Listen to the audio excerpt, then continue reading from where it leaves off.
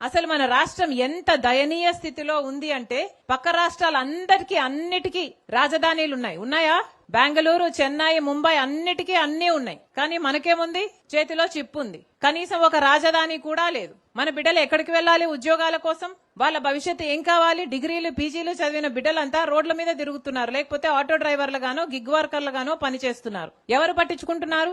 బిడ్డలకు భరోసా లేదు. పైగా చంద్రబాబు గారు అంటారు ఇప్పుడు 2 బిడ్డలు సరిపోరట, 3, 4, 5 కనాలట. ఉన్న బిడ్డలకే దిక్కులేదు, 2, 3, 4 కడాలట. అట్లా కన్న వాళ్ళకి ఈయన 25,000 రూపాయలు ఇస్తాడట. ఈయన ఇచ్చే బోర్డు 25,000 రూపాయల కోసం మీరు బిడ్డల్ని కనాలట.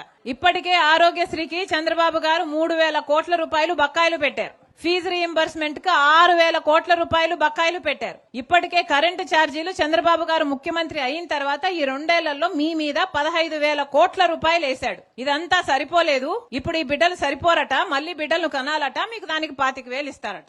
ఒకసారి ఆలోచన చేసుకోండి, పాలకులు ఎలా ఉన్నారో ఆలోచన చేసుకోండి.